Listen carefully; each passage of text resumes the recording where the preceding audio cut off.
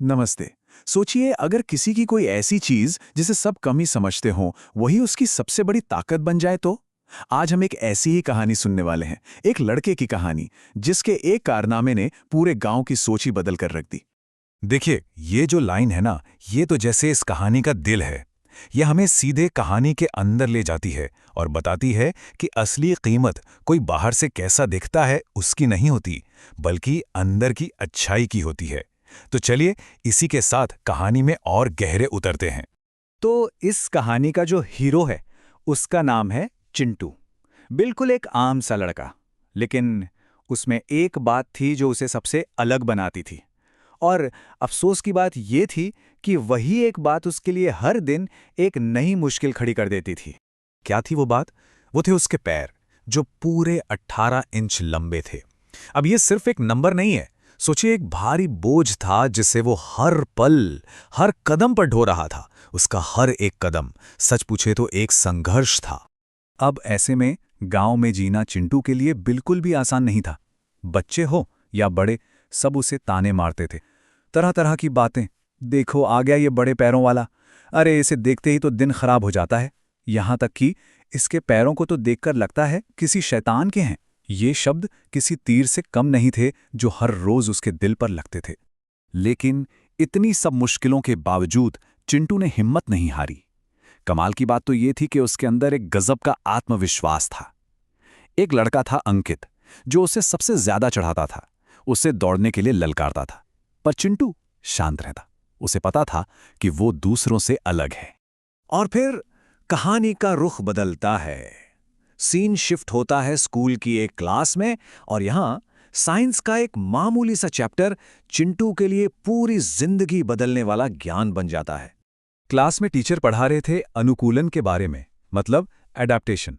उन्होंने समझाया कि कैसे कुदरत यानी नेचर हर जीव को उसके माहौल, उसके एनवायरनमेंट के हिसाब से बनाती है। एक बड़ा अच्छा उदाहरण दिया उन्होंने ऊंट का। कैसे उसके गद्देदार पैर उसे रेगिस्तान की रेत में धंसने से बचाते हैं। बस अंकित को तो जैसे चिंटू का मजाक उड़ाने का एक और मौका मिल गया। वो फौरन खड़ा हुआ और टीचर की बात को ही चिंटू पे ताना कसने के लिए इस्तेमाल कर लिया। पूरी क्लास जोर से हंसने लगी। लेकिन तभी टीचर ने उसे रोक दिया। और यहीं से कहानी ने एक बहुत जरूरी मोड़ लिया। टीचर ने जो कहा वो सिर्फ एक डांट नहीं थी। वो शब्द चिंटू के लिए बहुत ज्यादा मायने रखते थे। वो थे, याद रखना, कभी कभी जो हमें कमी लगती है वही हमारी सबसे बड़ी ताकत होती है। बस तुम्हें सही मौके का इंतजार करना है। ये शब्द चिंटू के मन में उम्मीद का एक ऐसा बीज बो गए थे जिससे एक दिन बहुत बड़ा पेड़ बनना था। और जानते हैं, वो सही मौका बहुत जल्द ही आ गया। गांव में एक भयंकर तूफान आया और उसके बाद गांव की जमीन एक खतरनाक दलदल में बदल गई। एक ऐसी जानलेवा स्थिति पैदा हो गई जो असल में चिंटू के लिए एक परीक्षा थी। हुआ ये कि अंकित अपने घमंड में दोस्तों को चुनौती दे बैठा, कीचड़ भरे खेत के पार एक खंबे तक दौड़ लगाने की। वो हल्का था, तेज था, तो खंबे तक तो पहुंच गया। लेकिन जैसे ही वापस आने के लिए पहला कदम बढ़ाया, वो एक छिपे हुए दलदल में फंस गया। और अब वो जितना निकलने की कोशिश करता, उतना ही और गहरा धंसता जा रहा था। उसका हिम्मत का खेल एक भयानक सपने में बदल चुका था। आवाज सुनकर गांव वाले मदद के लिए दौड़े, तो पर हालत बहुत ज्यादा गंभीर थी। सरपंच ने सबको आगे जाने से रोक दिया क्योंकि पूरी जमीन ही दलदल बन चुकी थी। उन्होंने बरगद के पेड़ की जड़ें फेंकी, लेकिन वो भी अंकित से 2 फीट पहले ही गिर गईं। ऐसा लग रहा था कि अब सारी उम्मीद खत्म हो चुकी है।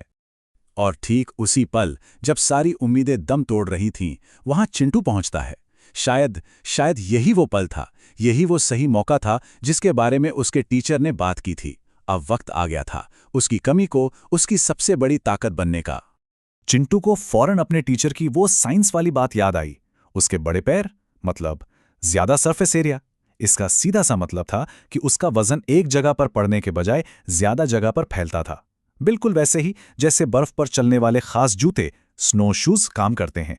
जहां किसी भी आम इंसान का पैर कीचड़ में तुरंत धंस जाता, वहीं चिंटू के पैर उसे सतह पर ही रख सकते थे। और फिर वो हुआ जिसकी किसी ने कल्पना भी नहीं की होगी। गांव वालों के लिए तो ये किसी चमत्कार से कम नहीं था। चिंटू ने अपना पहला कदम दलदल पर रखा और वो डूबा नहीं, वो आराम से उस कीचड़ पर चलने लगा। सबकी आंखें फटी की फटी रह गईं। वो सीधा अंकित तक गया, उसका हाथ पकड़ा और अपनी पूरी ताकत लगाकर उसे बाहर खींच लिया। बस इस एक घटना के बाद सब कुछ बदल गया। जिस लड़के का हर कोई मजाक उड़ाता था, आज वो पूरे गांव का हीरो था। लोगों की आंखों में अब उसके लिए ताने नहीं थे, बल्कि इज्जत थी, सम्मान था। गांव के सरपंच ने आगे आकर सबकी तरफ से अपनी गलती मानी। उन्होंने कहा, हमने इंसान को उसके रूप से परखने की बहुत बड़ी गलती की। आज इस बच्चे ने हम सबको इंसानियत का सबसे बड़ा सबक सिखाया है। लेकिन सबसे बड़ा बदलाव वो अंकित में आया था। उसकी आंखों में शर्म भी थी और एहसान के आंसू भी। उसने चिंटू से दिल से माफी मांगी और कहा, तूने मेरी जान बचाई और मैं हमेशा तेरा मजाक उड़ाता रहा। आज के बाद मैं कभी ऐसा नहीं करूंगा। ये सिर्फ एक माफी नहीं थी, ये एक नई दोस्ती की शुरुआत थी। और चिंटू के पिता, जो हमेशा अपने बेटे के लिए परेशान रहते थे, आज उनकी आंखों में गर्व के आंसू थे। उन्होंने कहा, मुझे हमेशा डर लगता था कि इसके ये पैर इसका बोझ बनेंगे, पर आज मैं समझा कि ये इसका बोझ नहीं, ये तो इसके पंख हैं, इसकी उड़ान है। कहानी का अंत भी बहुत खूबसूरत होता है, एक खास तोहफे के साथ। चिंटू के टीचर ने गांव के मोची से मिलकर चिंटू के नाप के उसके अनोखे पैरों के लिए खास जूते बनवाए। ये जूते सिर्फ एक तोहफा नहीं थे, ये इस बात का सबूत थे कि उसका अलग होना कोई कमी नहीं, बल्कि उसकी असली पहचान है। और ये तो जश्न मनाने वाली बात है। चिंटू की ये कहानी जाते जाते हमें एक बहुत गहरे सवाल के साथ छोड़ जाती है। जरा सोचिए, हमारी अपनी जिंदगी में ऐसी कौन सी बात है जिसे हम अपनी कमजोरी समझते हैं? क्या पता असल में वही हमारी कोई छुपी हुई बहुत बड़ी ताकत हो, और शायद वो भी बस अपने सही मौके का इंतजार कर रही हो।